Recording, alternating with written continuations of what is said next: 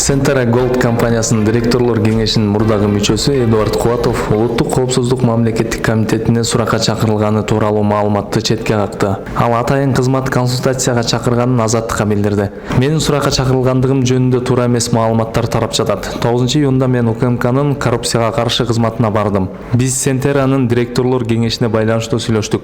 Бул кылмыш иш эмес, сурак эмес. Консультациялык жолугушуу болду. Мен Центеранын айланасындагы жагдайды түшүндүрүп бердим, деди Кубатов. Ал Центеранын директорлор кеңешинде 2016-2019 жылдары иштеген. УКМК соңку апталарында Комтөр кениндеги коррупцияга байланыштуу бир катар аткаминерлерди кармап, айрымдары суракка чакырылууда. Улуттук банкты жоюп салуу боюнча айтылган сөздөр эмоциялык кайрылуу болду деп билдирди депутат Самат Ибраев бүгүнкү маалымат жыйынында. Анын айтымында өлкөнүн башкы банкы өзүнүн функциясын аткарбай жатат. Мен улуттук банкка 2 деген баа берем. Алар президенттин жана өзүнүн функциясын аткарбай жатат. Өткөн жылы пандемияда улуттук банк эмне кылды? Эч нерсе кылган жок. Интервенцияга канча акча жумшады? Мынчалык көп каражат кризис учурунда да коротулган эмес, деди эл өкүлү. Кечээ 10-июнда депутат Самат Ибраев улуттук банк Кыргызстандын экономикасын алдыга жылдырбай жатканын айтып, аны керек болсо жоюп салса да болорун билдирген. Ал эми улуттук банк бул боюнча үн катып, эл өкүлү ыйгарым укуктарынын чегинен чыккандыгын билдирип жооп кылган. Бүгүн 11-июнда Япониянын Осака шаарында Кыргызстандын футбол боюнча улуттук курамасы 2022-жылы өтүүчү дүйнө чемпионатына тандоо турунун алкагында Мьянмага каршы беттеш өткөрдү. Анын жыйынтыгы менен Кыргызстандын курама командасы Мьянманы 8-1 эсебинде утуп алды. Белгилей кетсек, бүгүнкү жеңиш бир жагынан сүйүнүчтүү болгону менен тайпадагы жалпы көрсөткүчтөргө зыяны тийиши мүмкүн. Анткени Мьянма ири эсепте утулса, анда 5-орунга түшүп калат. Кыргызстан тандоо турунда Тажикстан курамасы менен оюнду 2-орунда жыйынтыктап калса, анда киргизилген голдордун айырмасы эсептелет. Мындай учурда Акшумкарлардын Мьянмага киргизген топтору эсепке кирбей калат. Экономика жана каржы министрлигинин борбордук казыналыгында жана салык кызматында иштегендер бюджеттин киреше бөлүгүнүн көрсөткүчтөрүн жасалма түрдө жогорулаткан деп шек саналууда. Ушундай факт аныкталганын жана кылмыш иши козголгондугун башкы прокуратура кабарлады. Расмий маалыматка караганда 2019-жылдын 31-декабрында укук коргоо органдарынын бирдиктүү депозиттик эсебиндеги 491,877,823 сом салык кызматына мыйзамсыз которулган. Бул каражат салык чегерүүлөрү болуп саналбайт. Натыйжада жогорку кеңешке салык кызматында жалган баяндамасы берилген.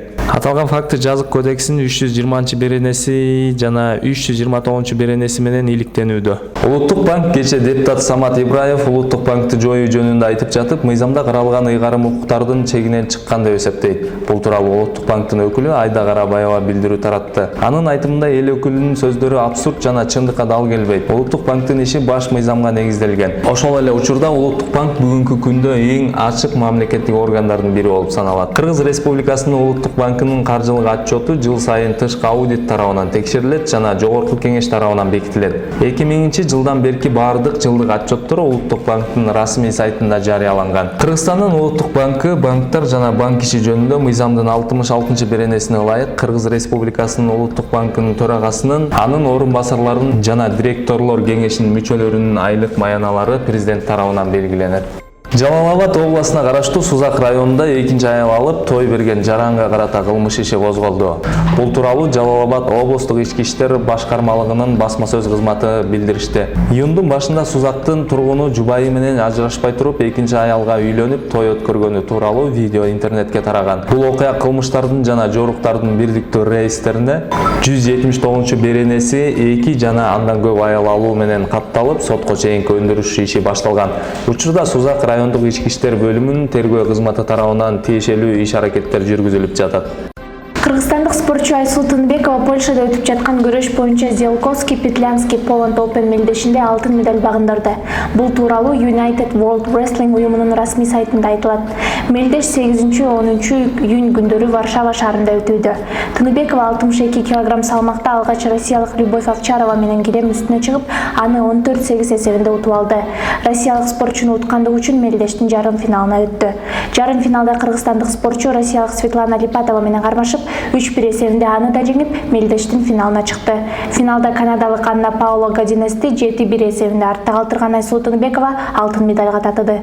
Вега түшкөн акчадан канчаны алып кетет экен өзүнө? Уруксат берсе мен жооп берейин. Вега мен жана айтып кеткендей, өткөн түзүлгөн контрактка ылайык биринчи лот боюнча 211 сом, экинчи лот боюнча 224 сом алат. Жалпы көлөмүн айтсам, ошол долбоор ишке киргенден тартып, жалпысынан 346 миллион сомдон ашык каражатталган. Вега Кыргызстанда барбы чакырып койсоңор болбой эле азыр суроолорубуз бар эле.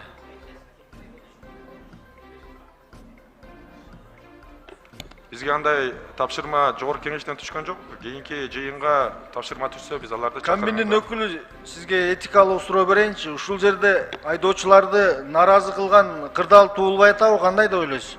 Штрафтар боюнча. Штрафтар боюнча негизги жана айтылып кеткенде, баяндамада айтылып кетти. Бул жерде ошо элдин талаптары, алардын көз караштары жана депутаттардын сунуштарын эске алуу менен иштелип чыккан бул мыйзам долбоору болуп атат. Ошондуктан бүгүн биз силердин карооңуздарга киргизип, колдоп берүүнү суранып жатабыз. Рахмат.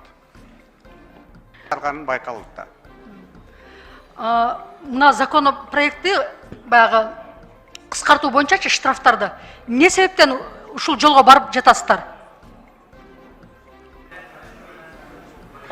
Урматтуу Бурулкушбековна, бул боюнча мына жогору докладта дагы айтылбадыбы? Мына коопсуз шаар долбоору иштеп баштагандан бери ошо бузуулар кодексинде чектелген норма боюнча мүчүлүштөр болду. Андан ары биз дагы анализ кылып жүргүзүп, ошол жол транспорт кырсыгына, адамдардын өмүрүнө жана ден соолугуна өтө зор чыгым келтирбеген бузуулар боюнча анча мындай жогорку коркунучтагы эмес бузуулар боюнча гана ылдыйлатып алып келип атабыз, калгандары боюнча мурункудай эле күчүндө калып атат. Бул деген буга чейин туура эмес болгон, ушунча көп акчалар алынып аткан элден дегенди билдиреби?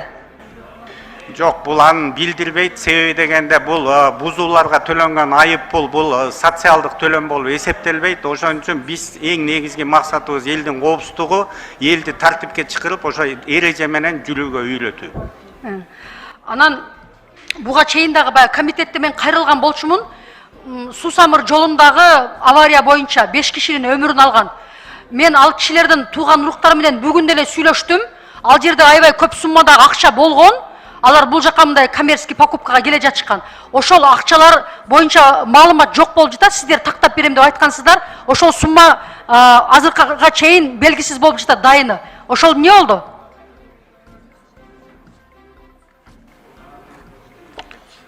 Урматтуу Бурулкушбековна, бул факты боюнча азыркы тергөө амалдары жүрүп жатат. Ошол жерде ушул акчаны деген канча сумма болушу мүмкүн деген негизде күбөлөр, туугандары баары суракка чакырылып сурак берип, суммалар толук такталып атат. Азыркыга чейин именно канча сумма болгон, же ошол сумманын арасынан жоголгон деген божомолдор боюнча тактоо жумуштары, тергөө амалдары жүрүп жатат. Сизге жакынкы күндөрдө тактап туруп сизге жооп беребиз.